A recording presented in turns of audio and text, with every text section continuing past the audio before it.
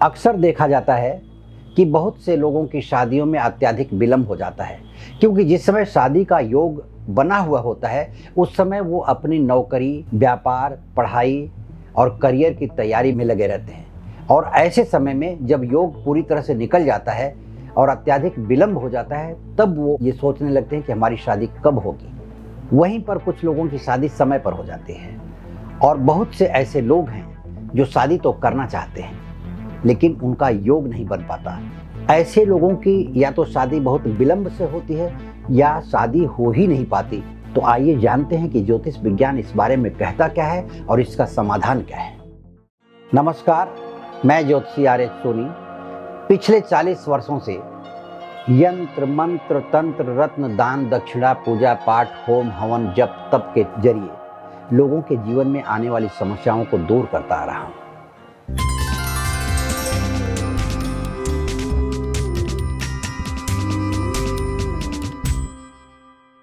ऐसा अक्सर देखा गया है कि युवा अपने शादी को लेकर के बहुत ही चिंतित रहते हैं, वहीं पर उनके माता पिता भी अपने बच्चों की शादी को लेकर के अत्यधिक चिंतित रहते हैं, क्योंकि उनकी उम्र बढ़ती जा रही है।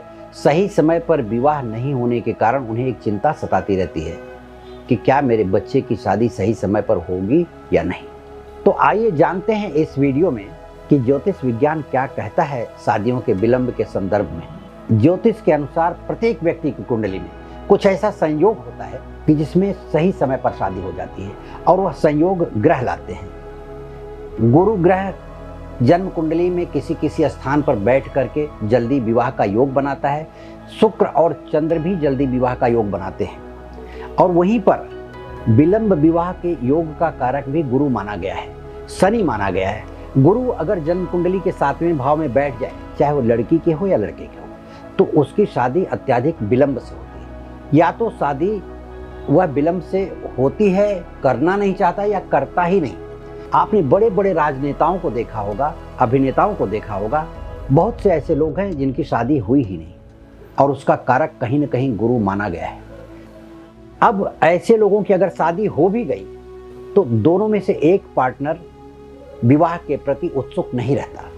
विवाह के बाद भी उनकी जिंदगी अलग तरीके से चलती है। ऐसा चलता है जैसे वैरागी हो, क्योंकि गुरु वैराग्य देता है, वह वैवाहिक जीवन का कारक नहीं है।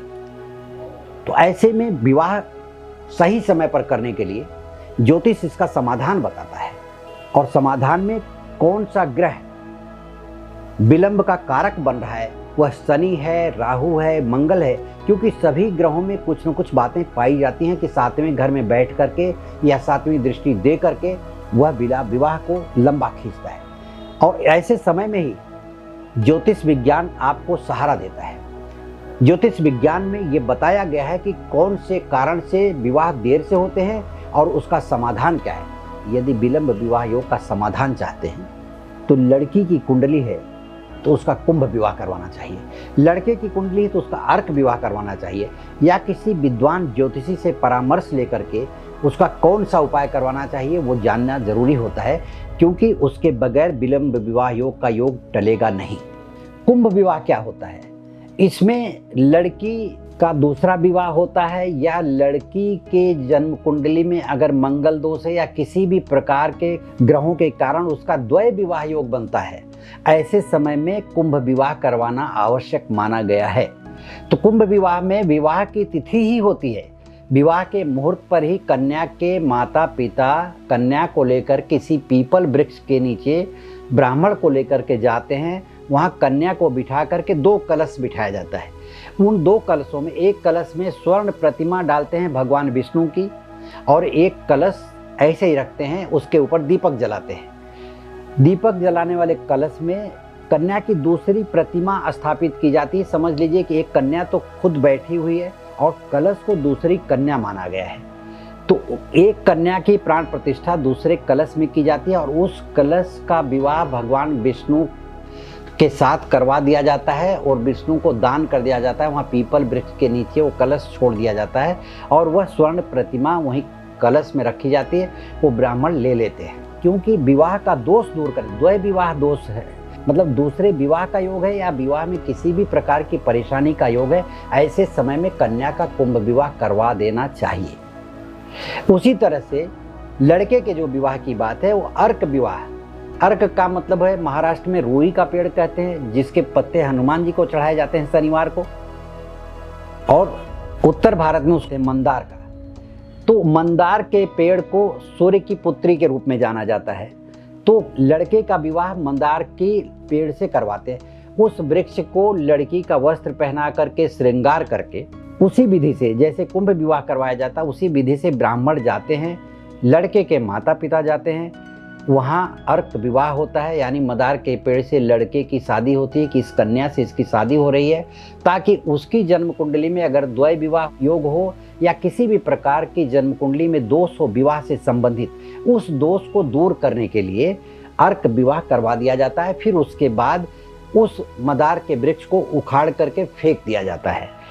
अब यह दूसरा विवाह हो चुका है या विवाह से पहले ये किया जाता है, ताकि पहले विवाह में ही उसके दोष पूरे निवृत्त हो जाएं, लड़के की शादी में कोई भी प्रकार का दोष ना रह जाए जो कन्या के ऊपर वो दोष आए।